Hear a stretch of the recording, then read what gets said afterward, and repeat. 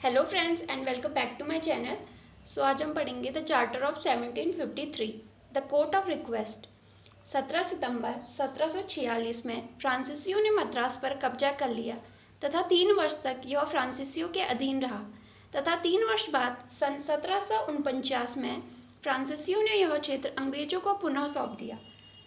17 सितंबर 1746 में जो मद्रास था वहाँ पे फ्रांसीसियों ने कब्जा कर लिया था और इसके 3 वर्ष बाद सन 1749 में फ्रांसीसियों द्वारा मद्रास को वापस अंग्रेजों को सौंप दिया गया। अंग्रेज यानी ब्रिटिशर्स। कंपनी ने 1726 के राजलेख के कारण उत्पन्न कठिनाइयों को दूर करने के लिए ब्रिटिश सम्राट से नवीन राजपत्र जारी करने की प्रार्थना की।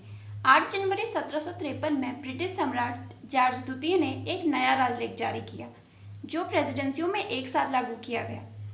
तो जो 1726 का जो चार्टर था उसमें बहुत सारी कठिनाइयाँ उत्पन्न हुई थी और उन कठिनाइयों को दूर करने के लिए तथा 1746 में जो फ्रांसीसियों ने जो मद्रास पे कब्जा किया था उससे जो वो मद्रास की जो न्यायिक व्यवस्था थी वो पूरी तरह बिगड़ चुकी थी। उसे सुधारने के लिए जो उस वक्त ब्रिटिश सम्राट थे जॉर्ज द्वितीय, उनके द्वारा 8 जनवरी 1753 में एक राजलेख पारित किया गया और इस राजलेख को तीनों प्रेसिडेंसी यानी मद्रास, बम्बई और कलकत्ता में एक साथ लागू किया गया। इस चार्टर द्वारा 1726 के राजलेख में अनेक संशोधन किए गए। 1753 के राजलेख के अंतर्गत भारत की प्रेसिडेंसियों में निम्नलिखित न्यायालयों की स्थापना की गई। प्रार्थना न्यायालय, तो इस न्यायालय को कोर्ट ऑफ रिक्वेस्ट भी कहा जाता था और ये सबसे निचली स्तर की जो अदालत होती थी वो हुआ करती थी जो 5 पगोड़ा से कम मूल्य के मामलों को निपटाती थी। इस न्यायालय के लिए 8 से 24 आयुक्तों की नियुक्ति की जाती थी।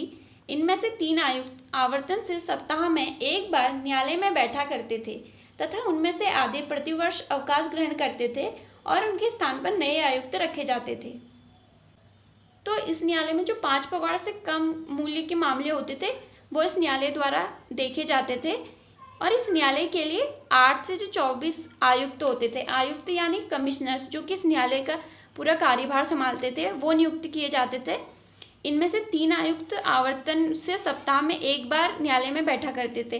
तो इन 8 से जो 24 आयुक्त हुआ करते थे, इनमें से 3 आयुक्त बारी बारी से सप्ताह में एक बार इस न्यायालय में बैठा करते थे और जो इनकी संख्या थी, इनमें से जो आधे आयुक्त होते थे वो हर साल रिटायर होते थे और उनके स्थान पर नए आयुक्तों की नियुक्ति की जाती थी।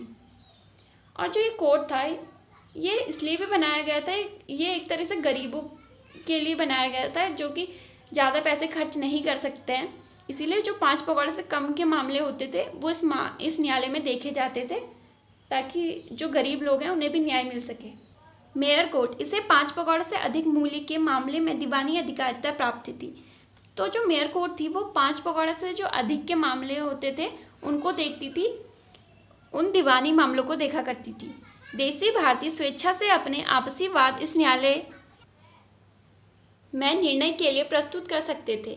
तो जो मेयर कोर्ट थी उसको भारतीय मामलों में सुनवाई की अनुमति केवल तभी थी कि जब अगर दोनों पक्षकार भारतीय हो और वो खुद की इच्छा से इस न्यायालय में अपना वाद प्रस्तुत करना चाहते हो।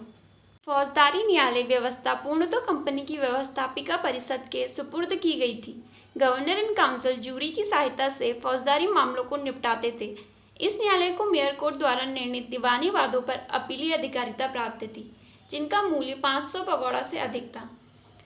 तो इसे हम 3rd नंबर का न्यायालय भी कह सकते हैं जो कि जिसे कि हम गवर्नर इन काउंसिल का न्यायालय भी कहा जा सकता है।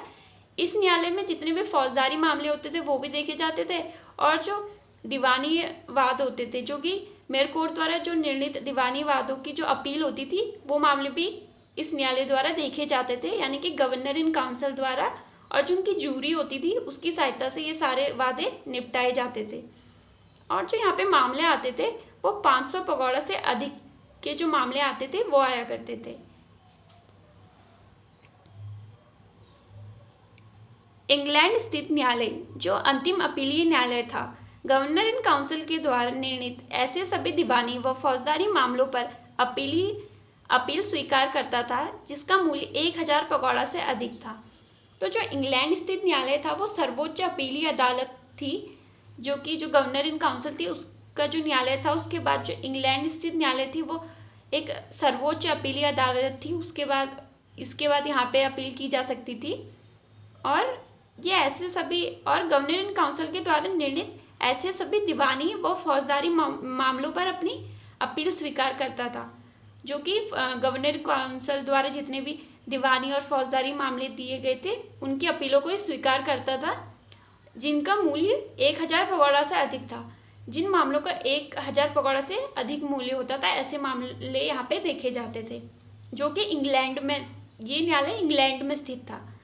तो सबसे पहला न्यायालय जो सबसे निचली अदालत थी वो थी हमारी कोर्ट ऑफ रिक्वेस्ट, और उससे जो थोड़ी ऊपर की अदालत थी वो थी मेयर कोर्ट, और उसके बाद की बात कर सकते हैं तो गवर्नर इन काउंसिल, और जो सर्वोच्च अपीलीय अदालत थी वो थी इंग्लैंड स्थित न्यायालय, जो कि सर्वोच्च अपीलीय अदालत थी। सो फ्रेंड्स, अगर आपको ये वीडियो थोड़ी सी भी पसंद आई हो तो please like this video and subscribe my channel, and जल्दी मिलते दूसरी वीडियो में, and thank you for watching.